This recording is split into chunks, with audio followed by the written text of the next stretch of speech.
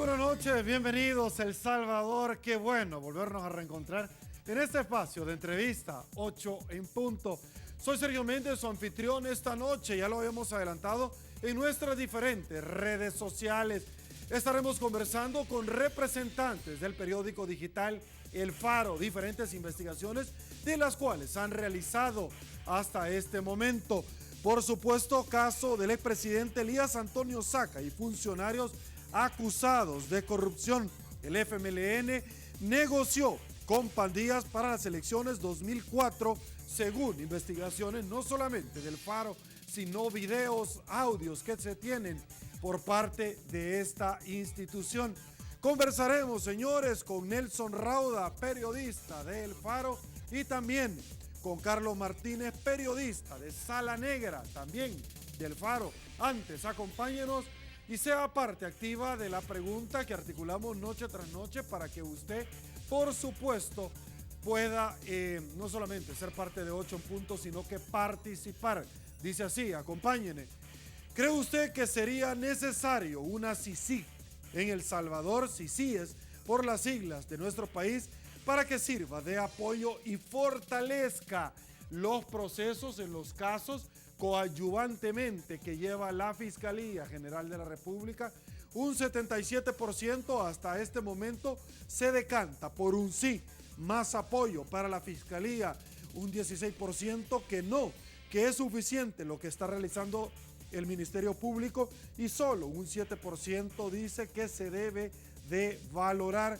De 302 votos, señores, sin haber iniciado la entrevista. Todo esto en el marco de la última coyuntura que estamos viviendo y, por supuesto, de tensiones y acusaciones que el Ministerio Público ha hecho ante el órgano jurisdiccional. Saludamos a quien hace posible noche tras noche el primer segmento de esta, su entrevista 8 en punto, como lo es Banco Agrícola. Y bueno, nos incorporamos a esta tribuna de entrevista para darle la bienvenida a nuestros invitados de esta noche. Con gusto le doy la bienvenida a Carlos Martínez, periodista de Sala Negra de El Faro. Carlos, una vez más, muchísimas gracias por tu tiempo. Un gusto. Gracias. También, con gusto le damos la bienvenida a Nelson Rauda, quien es periodista también del periódico digital El Faro. Un placer también tenerte en esta tu casa. Gracias por tu tiempo. Muchas gracias por la invitación. Gracias a los dos por acompañarnos, atender nuestra invitación y, por supuesto, contarles a la población salvadoreña en qué consisten las últimas investigaciones que ustedes han realizado. Antes me desplazo para presentarles el tradicional collage de noticias que los periódicos han establecido en su madera en los últimos días. Dice así, producción, arrancamos. El uso arbitrario de la partida secreta lleva a la detención del expresidente Elías Antonio Saca y parte del equipo del gabinete. Hijo de Tony Saca culpa a la derecha de orquestar detención de su padre. Sala define esta semana si hijos de Saca van a juicio. Están hablando del enriquecimiento ilícito. Saca transfirió $15 millones en sus primeros 6 meses como presidente de la República. Fiscalía dice que respetarán derechos laborales de los empleados en empresas del señor Saca. Expresidente Antonio Saca movió dinero hacia República Dominicana y Dubái. Defensores anuncian que apelarán la decisión de la jueza ante la Cámara. ISD fiscal debe de dar señales de independencia. Ministro Valencia admite reunión con pandilleros y les ofreció dinero. El FMLN ofreció a las pandillas un programa de créditos de $10 millones. Ahí estuvo presente el señor Benito Lara, ministro o exministro ahora de Justicia y Seguridad, y que por supuesto fueron los que impulsaron en su momento más adelante con el general David Munguía Payés la conocida tregua. Arrancamos. Carlos Martínez, periodista de Sala Negra, sobre las últimas investigaciones.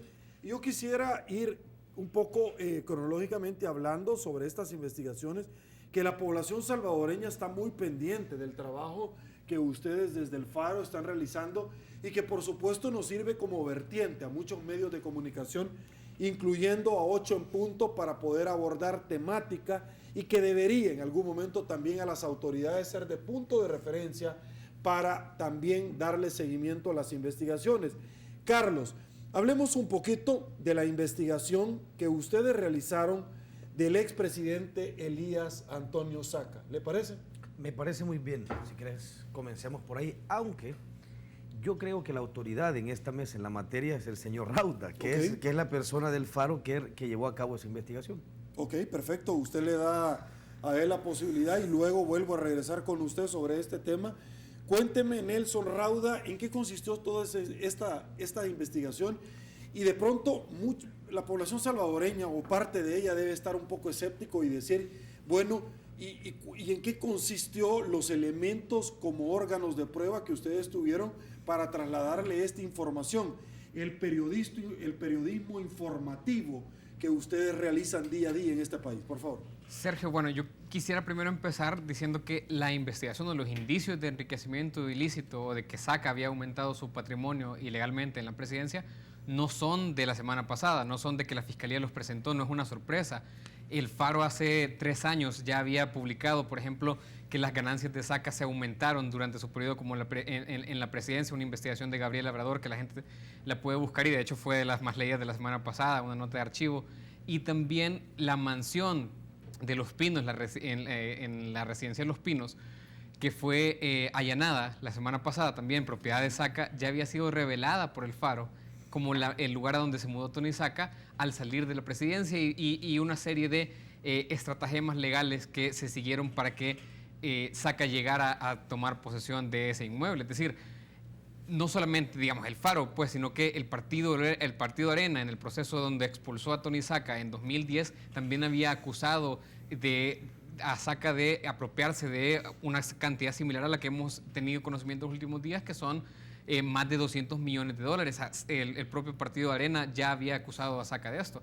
Entonces, la investigación que nosotros hemos hecho parte de esas premisas, parte de esos antecedentes, y nosotros para las notas, por ejemplo, la nota que está actualmente en portada en el Faro, que es la del presidente Saque la maquinaria que ordeñó al Estado durante toda su gestión, está basada en el requerimiento fiscal, en el documento que la Fiscalía presenta al Juzgado de Paz para dar inicio a la persecución penal contra unos exfuncionarios. ¿Qué encontramos? Encontramos básicamente el mayor cúmulo de documentos en ese requerimiento. Se trata del barrido en el sistema financiero, en el sistema bancario que hizo la Fiscalía. ¿Qué es esto? Es cuentas, transferencias. Okay, aguánteme un ratito. Nelson, a esta nota se está refiriendo usted que realizaron ustedes en el periódico El Faro. Sí, esa es la nota. Entonces, ahí hay un barrido de cuentas en los que la Fiscalía tiene una tesis, y es que desde el primer día de la gestión Saca, con un reglamento para el uso del gasto reservado, la famosa partida secreta, hasta 6 días antes de que Saca dejara la presidencia, cuando el ex jefe financiero institucional de Casa Presidencial transfirió $1 millón a una cuenta de él, del jefe financiero, el señor Rodríguez Arteaga, en el banco hipotecario. Ahora procesado. Ahora procesado. Eso nos evidencia que desde el día 1 hasta por lo menos 6 días antes de que Saca saliera, hubo movimientos en los que el objetivo era sustraer fondos públicos y desviarlos de los fines a los que la ley dice que deben usarse. Ahora, esa cifra de 246 millones que ha filtrado la Fiscalía o que la Fiscalía ha mencionado es astronómica, pero no significa que los 246 millones hayan ido a la bolsa de Saca y compañía, sino que significa que se desviaron, es decir, que transitaron un camino irregular que está fuera del marco legal, que transitó por cuentas privadas que no fueron abiertas con la autorización del Ministerio de Hacienda como mandan las leyes financieras. Entonces, por eso esa es la cantidad cuestionada. Incluso en el requerimiento se habla un poquito más, hasta de los 251 millones de dólares. Ahora, de esa cantidad hay un universo que la Fiscalía le está reclamando que sí, directamente llegó a los bolsillos de Saca y de su equipo de gobierno. Esa cantidad anda por ahí por los 100 millones de dólares más o menos, porque el reclamo civil que hace la Fiscalía en este documento es de 97 millones de dólares. Y de ese universo, las cifras son algo confusas, pero de ese universo total por 250 millones de dólares, la Fiscalía también ha determinado que 116 millones se cobraron en efectivo. Entonces, uno puede imaginarse cómo será eso. ¿Se cobraron en efectivo? Se cobraron en efectivo en el sistema bancario. De hecho, según algunas de las personas con las que hablamos en la investigación, se trataba de billetes de $100. Entonces, uno puede imaginarse el nivel de saqueo. O sea, si nosotros sacamos un promedio de 116 millones en efectivo durante los años de la gestión Saca, tenían que haber retirado $64,000 en promedio todos los días de esa gestión, $64,000 para desviarlo. Y la Fiscalía está investigando, y eso todavía es una de las cosas que este requerimiento no muestra, el destino final, dónde terminaron esos fondos. Eso todavía, hay algunas pistas de dónde terminaron esos fondos, pero todavía no hay una certeza de dónde terminó cada uno de esos dólares.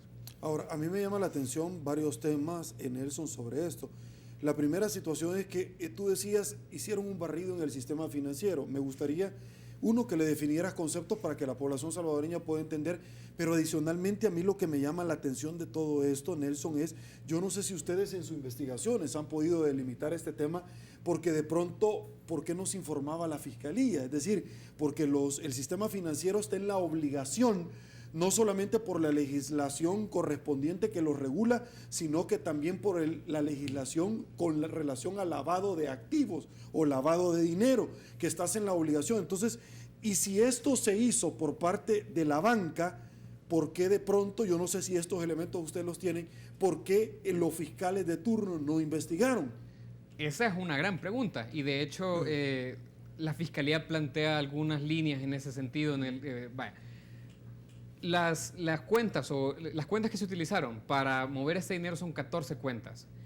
De esas 14 cuentas, la Fiscalía no tiene rastro de la mitad. Cuando yo digo un barrido del sistema financiero, es que la Fiscalía, con el poder que le da la ley, manda a pedir información a los bancos, vaya, infórmeme de esta cuenta, infórmeme movimientos de esta cuenta, y hacen esa recopilación. La mitad de esas cuentas, la Fiscalía, hasta la fecha en que presentaron el requerimiento la semana pasada, no tenía información. Entonces, y señala la poca diligencia de bancos como en aquel momento el banco que señala es el Banco Cuscatlán, que era el que estaba operando. De aquel entonces. El Banco Cuscatlán de aquel entonces. Y es un banco que además no es la primera vez que se le señala por un posible encubrimiento. Ya en la investigación de lavado de dinero, de enriquecimiento ilícito contra el expresidente Francisco Flores, ya se señaló al Banco Cuscatlán de lo mismo, de no facilitar la información que tenía en su poder. Entonces, de estas 14 cuentas, la Fiscalía todavía está determinando o todavía está requiriendo información de algunas, y esa es la razón quizás por la que no podemos tener cuentas más claras, no podemos tener certeza de dónde terminó cada dinero. Además, otra de las cosas que señala la Fiscalía en la investigación es que, por ejemplo, en un cheque, en todo cheque, digamos, debe ir endosada la razón, el nombre, cierta información, y la Fiscalía dice en este documento que el Banco Cuscatlán no evidenció, no tiene documentada esta información en esos cheques que está cuestionando. Es decir, le señala falta de debida diligencia al banco. Y ¿por qué la Fiscalía no ha procedido? No sé, la gente puede pensar, puede responder a estrategias fiscales en las que mejor prefiera tener a los bancos de un lado en el que siguen manteniéndole, dando información, en vez de perseguirlos penalmente, con lo cual posiblemente cerraría todas las puertas, aunque los bancos tienen la obligación. La ley de lavado de dinero que vos mencionabas no es tan reciente, es decir, yo no estoy seguro si ya estaba aprobada en el momento en que el gobierno Saca empezó a hacer esas presuntas ilegalidades que se le señalan. Es una ley más o menos reciente, digamos, de hace un par de años, pero sí había regulación suficiente, que es en la que se basa la Fiscalía, la ley del sistema financiero, reglamentos, como para decir que lo que los bancos hicieron y que lo que las personas que manejaron esas cuentas fue irregular. Bueno, de hecho, la Fiscalía General de la República no está una ley tan reciente, sino que ha venido teniendo modificaciones. De hecho, la Fiscalía General de la República tiene una unidad especializada para investigar precisamente todos estos delitos que se puedan realizar dentro de la banca. Hay otras preguntas que también a mí me llaman muchísimo la atención, y yo quiero que tú me ayudes, Carlos, porque es de elemental comprensión entender cómo es que en las investigaciones, tú después me abonas a este tema, porque hemos conocido nosotros en diferentes medios de comunicación donde se hicieron transferencias días antes de que el presidente Saca dejara el poder y que entrara el señor Mauricio Funes, y transferencias del señor Saca al señor Funes y viceversa. Y yo les hago esta pregunta, antes de ingresar a eso, tú me vas a ayudar, pero yo quiero que tú particularmente me digas, Carlos, ¿Cómo es que esto sucedió, pero que a los dos les dieron un finiquito express? ¿Dónde está la Corte de Cuentas? Y puntualmente los dos presidentes en ese momento de la Corte de Cuentas que aparecieron en los medios de comunicación todavía entregando este documento. Hernán Contreras, por ejemplo, por mencionar uno. Mira, Sergio, no ha sido para nadie secreto a lo largo del tiempo, a lo largo de la historia infame de esta institución, cómo la Corte de Cuentas ha sido, y hoy está quedando cada vez más en evidencia, garante del status quo perverso que ha acompañado a la función pública en este país, como está quedando al descubierto con las recientes investigaciones de la Fiscalía General de la República. Es decir, el presidente Elías Antonio Saca presumió en una conferencia de prensa con su finiquito, junto con el entonces presidente de la Corte de Cuentas. Todo lo demás entra en el campo de lo especulativo, porque de lo contrario estaría publicado en una investigación del Faro, si tuviéramos elementos para afirmar la especulación que voy a hacer ahora. Y hay solo dos posibilidades que yo consigo ver, probablemente vos ves más. Una es una supina ineptitud, es decir, una es una profunda incompetencia, y la otra es mezquindad o complicidad con el delito. Yo lo veo dos posibilidades, estupidez o corrupción. En todo caso, eso lo que refleja es que ese organismo... Bueno, yo creo que tú le estás dando opción, porque muy probablemente los políticos esperan a que les llamen estúpidos y no corruptos, porque al final una cosa no es punitiva y la otra sí. Ahora, en todo caso, lo que esto refleja es que esta institución nunca ha sido un instrumento afinado, nunca ha sido una herramienta poderosa para controlar los recursos. Sobre todo, después de que la Corte Suprema de Justicia le quitara hace algunos años los dientes a la sección de probidad de la Sala de lo Constitucional, cuando ésta en su momento intentó investigar al expresidente que estaba recién saliendo, sí, que era el expresidente Flores. Estaba el señor Pino Cáceres. El señor Pino Cáceres intentó investigar, cuando pide información a los bancos se quejan con la Corte Suprema de Justicia y la Corte, en lugar de respaldar a su propio organismo, le retira facultades de pedir a los bancos información sobre los funcionarios. Es decir, más que pareciera, las cosas estaban puestas en este país desde hace demasiado tiempo para que las instituciones formaran un inmenso connubio para que esto pudiera ocurrir. Yo me pregunto esto, la manera en la que Fiscalía describe el saqueo del que acusan al expresidente Saca, no habla de operaciones complejísimas, no habla de un sistema realmente intrincado para tomar el dinero, es meter el dinero en una cuenta y sacarlo en efectivo. O sea, como se inventaría una mala película, como luce un robo. Si esto es así, de lo que habla es de funcionarios absolutamente convencidos de que las instituciones no los van a perseguir, de que esa burda manera de robar iba a pasar desapercibida y de que tenía cómplices suficientes para que, dejando tanto rastro, eso no saliera a la luz pública. Es decir, lo que está ocurriendo ahora no entraba en el presupuesto de futuro de ninguna de las personas que ha sido acusada. O sea, deberíamos de entender que en algún momento la coartada era que tenían suficientes cómplices diseminados en muchas instituciones encargadas de la persecución del delito y no iba a pasar a más. Como si no te explicas sacar lo que yo me imagino, porque desde luego nunca he visto esa cantidad de dinero junta, como una carretada de dinero. Es decir, si tenés que sacar el dinero a razón de $64,000 diarios, eso digamos que deja un rastrillo. No es, o sea, no te estás robando dinero electrónico, no has hackeado unas cuentas, no has fingido una licitación. Has sido y te has robado el dinero, si es como la Fiscalía dice que fue. Eso lo que describe no es a un tonto, creo yo, sino a una persona confiada en que el sistema estaba diseñado al menos, para que ocurriera de forma impune. ¿Cómo entenderías tú entonces la investigación que se le está realizando en probidad o enriquecimiento ilícito al que en aquel entonces tú te remitías a que le quitaron los dientes a probidad desde la Corte Suprema de Justicia y el presidente era Agustín García Calderón?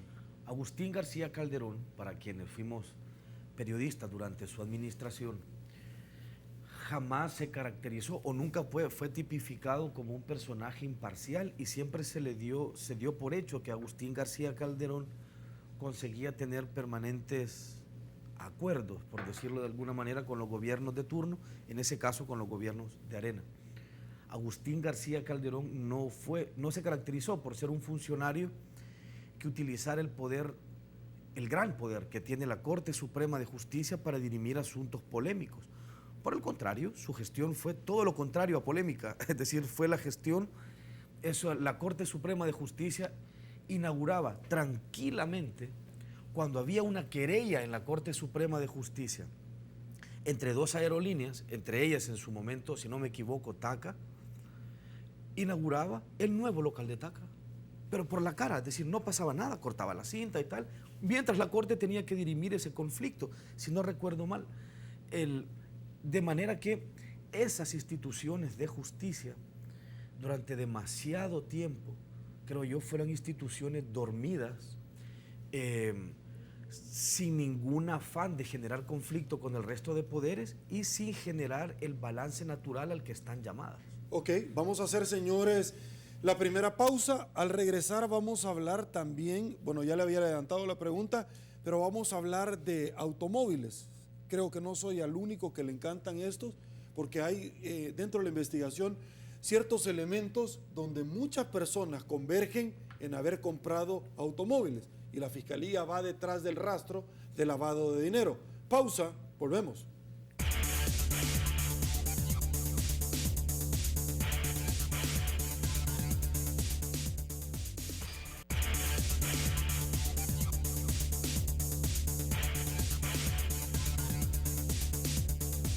Estamos de regreso, mil gracias por su preferencia con esta nota donde Saca transfirió 15 millones de dólares de sus primeros 6 meses como presidente a cuentas bancarias. Nos fuimos afuera a la población salvadoreña, a las calles, y le preguntamos qué opina con relación a esta detención y por supuesto también aparte de los colaboradores del gabinete que en su momento le acompañaron, y la población salvadoreña esto nos dijo. Escuchemos. Es un caso algo complicado, ¿verdad? Pero pues lo único que creo que todos estamos esperando es que la justicia haga su parte, ¿verdad? Y ahí pues lo demás creo que ellos que defiendan, ¿verdad? Si son inocentes, y si no, pues ya valorarán los tribunales, pues, ¿verdad? Que será lo que se dé. Pues pienso que hubieran hecho lo mismo con el presidente Funes, ¿verdad? Y no le han dado el mismo trato, o sea que a uno sí se ve que no lo anduvieron tan corto, y al expresidente Saca, incluso hasta de la fiesta del hijo, lo han llegado a sacar, y pienso yo que sí, quizás hay un poco ahí de tinte político. En mi opinión, sí, eso está bien, porque están haciendo, como le dijera, están revisando las cosas que han hecho mal, y en mi opinión sí está bien, y ojalá puedan descubrir bien qué es lo que ha hecho y lo pague de cierta manera. Bueno, yo espero que se aplique correctamente las leyes, ¿no? Y no por la figura política que representa o la incidencia económica que tenga, va a tener más privilegios que otros, ¿no? Pero que se haga justicia. Ok, luego de lo que la población salvadoreña dijera y se lo hemos presentado, voy con usted. Dentro de las investigaciones, la Fiscalía hizo allanamientos no solamente a empresas relacionadas al señor Saca, sino también al primo de Herbert Saca. Y es que, lo decía un magistrado de la Corte Suprema de Justicia, en todas las investigaciones de probidad hay un elemento distintivo. Siempre sale el señor Herbert Saca por haberle vendido carros, automotores, a todas estas personas que estaban vinculadas en el gobierno del expresidente, pero adicionalmente se cobraban a un valor, se compraban a un valor y se vendían a un valor inferior, incluyendo, si me equivoco, me corrige, el hijo del expresidente Mauricio Funes. Es correcto, sí. Herbert Saca es una persona que es un operador político, que siempre ha estado cerca del poder, digamos, desde la presidencia Saca. Y en las investigaciones de probidad, que es la sección de la Corte Suprema que se encarga de determinar si un funcionario se ha enriquecido de manera ilegal durante su gestión, ha encontrado que Herbert Saca le vendió vehículos tanto al expresidente Antonio Saca como al expresidente Mauricio Funes, además del exdirector del Seguro Social en gestión Funes, Leonel Flores, y el exsecretario privado de Saca, Elmer Charlet. Entonces, en el día que la Fiscalía dio su conferencia, ese mismo día el fiscal anunciaba que estaban allanando a Herbert Saca y allanaron un autolote, una venta de vehículos de lujo que está sobre el Boulevard Constitución que se llama HS Imports. Al lugar llegó el jefe fiscal anticorrupción Andrés Amaya y llegó también personal de, lo voy a leer porque si no se me va, es la División de Experticia de Vehículos Automotores de la Policía. Este es una unidad de la policía que se encarga de realizar análisis físico-químico sobre estos automotores. Sobre los vehículos, y básicamente lo que andan buscando es las señales de identidad de un carro, que son el chasis y este tipo de cosas. Grabado, motor, etc. Eso, para ver si se trata de carros robados o alterados. Hicieron algunas análisis al azar en algunas camionetas y vehículos de ese carro, no hallaron nada irregular. Hay que recordar, eso es importante mencionarlo, ¿por qué? Porque Herbert Saca estuvo detenido hace muchos años por un delito que se llamaba en aquel entonces falsificación de señas y marcas. Entonces, estuvo detenido por ese delito, eventualmente fue absuelto de ese delito en una trama judicial y le preguntamos al jefe fiscal Andrés Amaya que qué andaban buscando ahí y lo que nos decía es que habían irregularidades como las que bien aludías y la explicación parece aludir a eso, a lavado de dinero, aunque estas son, digamos que es una interpretación que nosotros hacemos, la Fiscalía no lo ha tipificado de una forma, pero es eso, es que vehículos que los compraban en un valor los vendían a un precio más bajo o los compraban a un precio y los declaraban de otro precio, lo cual significaba irregularidades que la Fiscalía está investigando. Preguntamos hasta ese día, no había órdenes de captura, no había otro tipo de señalamientos contra Herbert Saca y además él estaba colaborando con las investigaciones fiscales según se nos dijo en este momento. Ok, voy rápido. Carlos, ayúdeme a entender esto porque han habido indicios. Entiendo que ustedes hicieron una investigación sobre también movimientos bancarios o diferentes manifestaciones de modo de vida del expresidente Funes, indicios como por ejemplo el spa, que luego cuando la Fiscalía allanó una casa propiedad de este señor, encontraron ciertamente un furgón que llevaba dentro de este objetos relacionados al spa, que se relacionaba a una casa que se había obtenido un crédito con un banco y que lo obtuvo el señor Miguel Menéndez Mecafé y que se pagó posteriormente en una forma inmediata y que era la señora Michi, supuestamente como cariñosamente se le conoce, la que era la administradora, pero que después lo pusieron en venta, ¿cierto? Algo así de enredada es la cosa. Perfecto. La idea es, sí, parte también de las investigaciones que el periódico ha hecho alrededor del expresidente Mauricio Funes, tienen que ver con una compleja red de favores que tenían como común denominador al expresidente de la República. Varias irregularidades, como por ejemplo menciona que tengo fresca en la cabeza ahora, que es un local, un spa que produce recursos sin haber obtenido jamás permiso de funcionamiento, porque estaba en un área residencial y no estaba, éramos en un área de vocación comercial. El caso, entiendo yo, lo hablábamos antes fuera de cámaras, es que sobre el expresidente Mauricio Funes, hoy por hoy no hay al menos oficialmente o públicamente abierta una investigación de carácter penal, sino una investigación de carácter civil. En probidad. Correcto, y Fiscalía, aunque ha dado indicios de que investiga al expresidente de la República, hoy por hoy no ha hecho pública una investigación o una tipificación delictiva en contra del expresidente. De todas maneras, lo interesante en esto, por llamarlo de algún modo, es que El Salvador, creo yo, está en una fase en la que creo que hay que tomar muy en serio ciertas cosas. Nuestros últimos 3 expresidentes, los 3 últimos expresidentes, sobre ellos han pesado como mínimo fuertes sospechas de que abusaron de su poder para enriquecerse y de que había todo un sistema, un connubio bancario, fiscal, de debilidad institucional que no solo lo permitía, sino que lo hacía muy fácil. Ok, voy rápido porque yo tuve acá en esta tribuna de entrevista y obviamente no le cayó a muchos en gracia, pero obviamente leyendo mi contrato en el canal no hay ningún requisito en el cual yo le tenga que caer bien a nadie.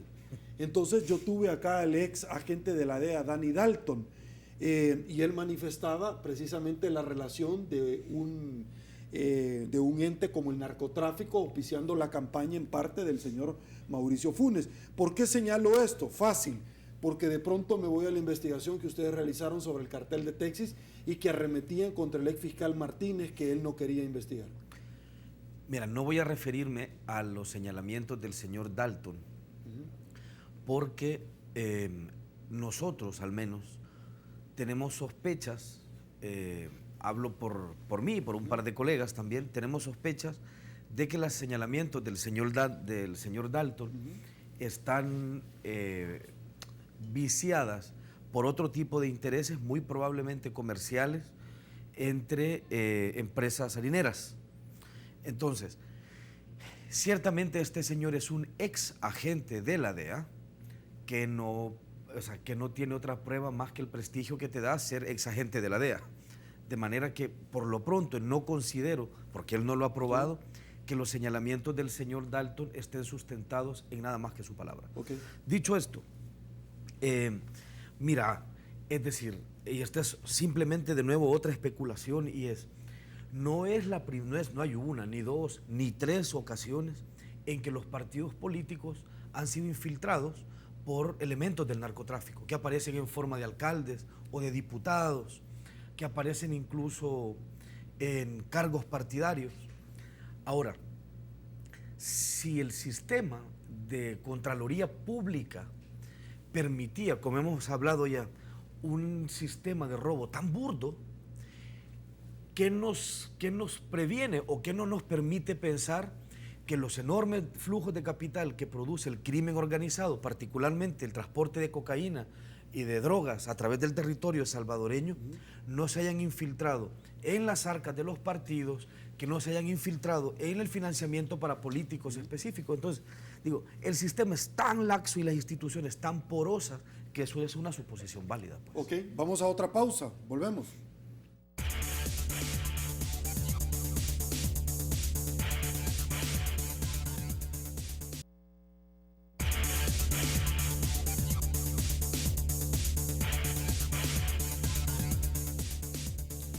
Estamos de regreso, mil gracias El Salvador. Vamos a hablar dos temas puntualmente. Voy con usted.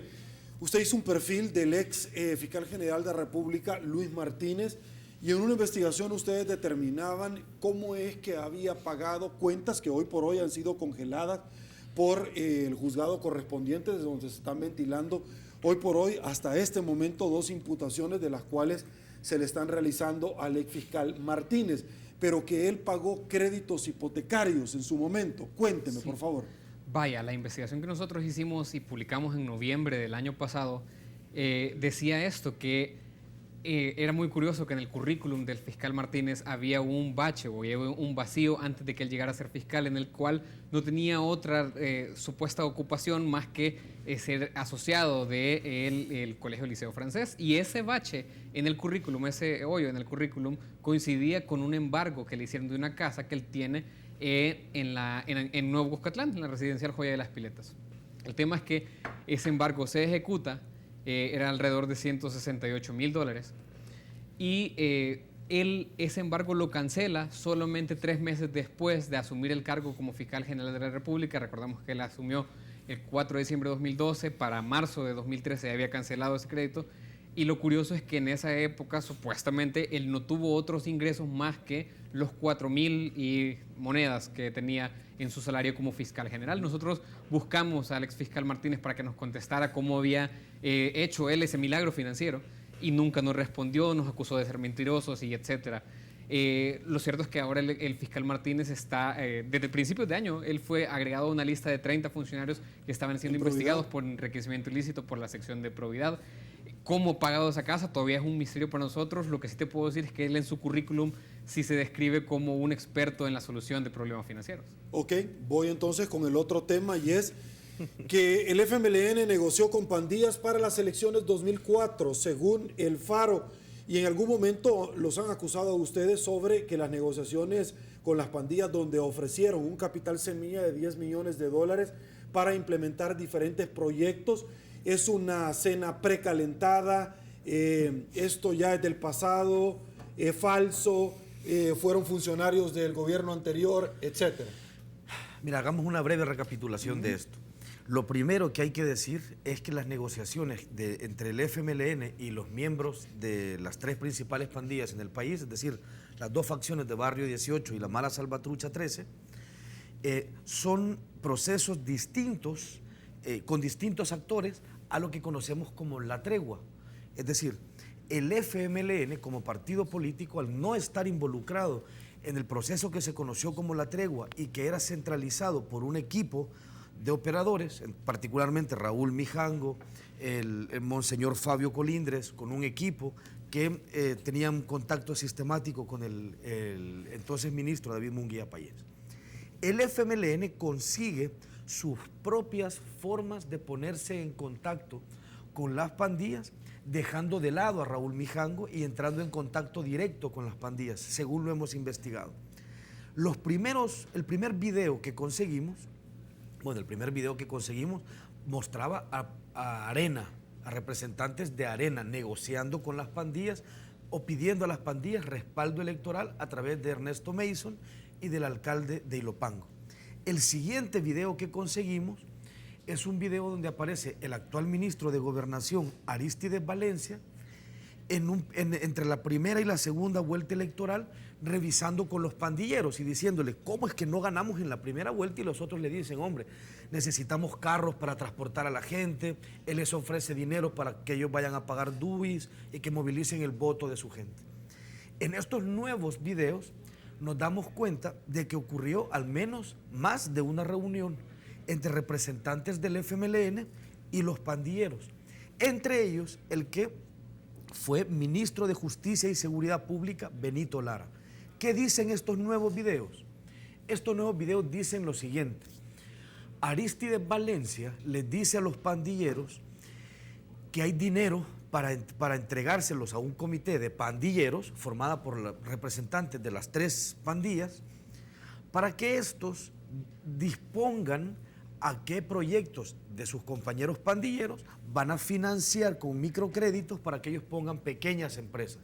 Eso dice Arístides Valencia, hasta 10 millones de dólares, y el comité evaluador de créditos van a ser, les dice, ustedes, o sea, los miembros de la ranfla en la calle de las 3 pandillas.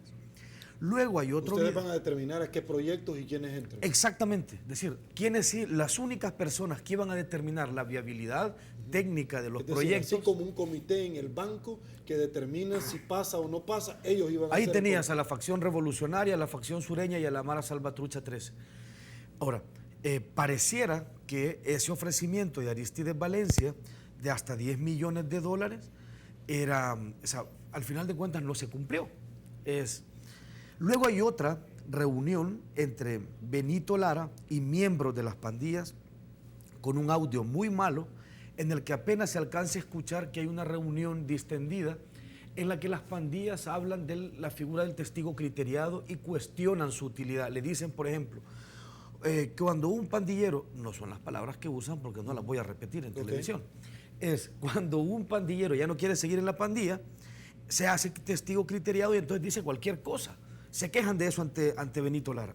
Y luego hablan de lo que las pandillas creen y una situación política ideal, y le dicen, ojalá el FMLN, dicen un representante de pandilla, tuvieran mayoría en el Congreso suficiente para no tener que negociar con otras fuerzas.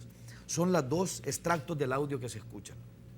Ahora, ¿cuándo ocurrieron esas reuniones entre Arístides Valencia y Benito Lara?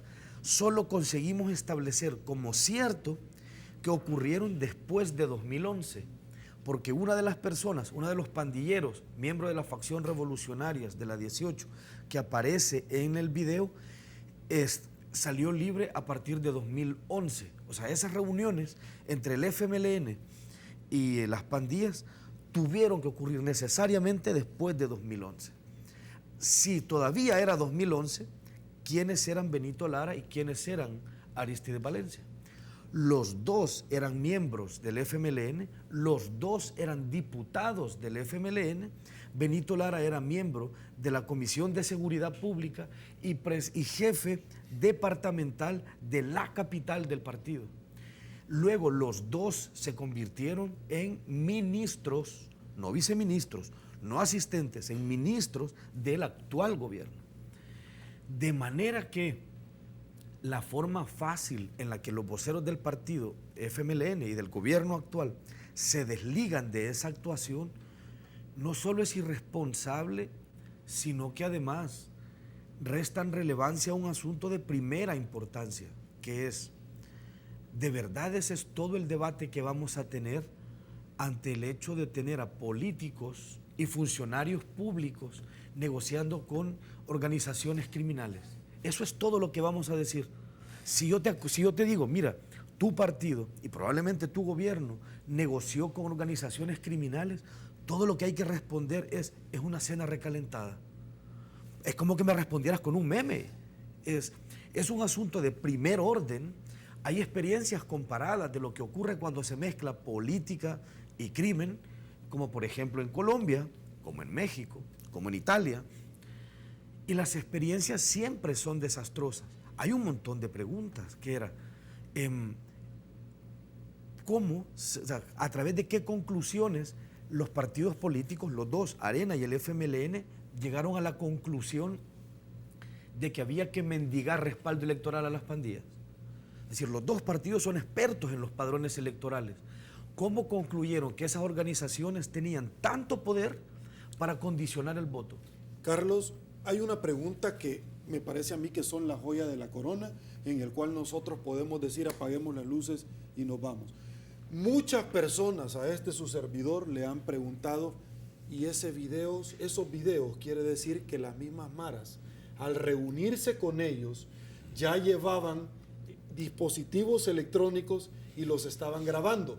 Quiere decir entonces, porque yo antes decía, ¿quién le enseñó a extorsionar a quién? ¿Las maras a los políticos o los políticos a las maras? Pero ahora vengo a aterrizar en que las maras son mucho más inteligentes que los políticos porque tienen esa carta guardada, ese as, para sacársela en el momento en el cual no caminen derechito como ellos quieren, bueno, ¿cierto? Pongamos nerviosa gente entonces. Ok, por favor. Es decir, los políticos, además se aprecia en el video cómo permiten que los pandilleros estén con los teléfonos en la mesa, con computadoras en la mesa. Pensaban que eran rateros de poca monta. Las pandillas han conseguido una sofisticación política. Muestra de ello es que grabaron aparentemente cada reunión que tuvieron con cada político con el que se reunieron. La información preliminar que nosotros tenemos, partiendo de algunas conversaciones con algunas personas, nos dice que no son 2, ni 3, ni 4, ni 5 reuniones, sino muchas más reuniones con políticos y con más políticos de mayor rango, las que ocurrieron entre partidos políticos y las 3 facciones de las pandillas, o a veces incluso solo con una facción que era nominada por el resto de facciones pandilleras para que entrara en contacto con políticos. Entonces, se confundieron, pensaron que podían engañar a rateros de poca monta y se dan cuenta de que se estaban topando realmente con organizaciones delictivas sofisticadas. Ok, me voy a ir a una pausa, ya no tengo tiempo, pero terminemos de poner nerviosos a muchos. ¿Van a venir más videos? No sé si van a venir los videos, es decir, los ¿Sí o no? indicios que nosotros tenemos es que hay bastantes más videos. Ok, gracias, no más preguntas, pausa, volvemos.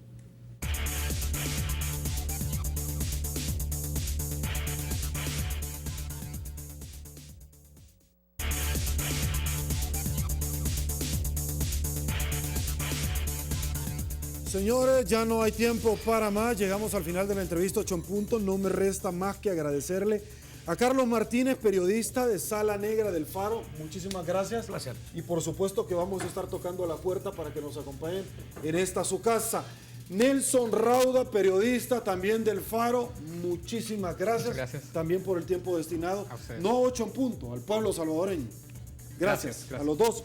Saludamos a la Caja de Crédito de Colón porque es parte activa de la entrevista 8 en punto. Me desplazo, señores, y les presento el consolidado de la participación ciudadana de esta noche. Bajo la pregunta, ¿cree usted que sería necesario una CICIES para que sirva de apoyo y fortalezca los procesos en los casos que lleva la Fiscalía? 75% se decanta que sí, 17% que no, un 8% que se debe valorar de 372 votos. Siga participando porque 8 en punto, no duerme, se viene Olimpia 33, todo deporte. Soy Sergio Méndez, será hasta el día de mañana, que descanse y una vez más que el Señor nos bendiga a todos.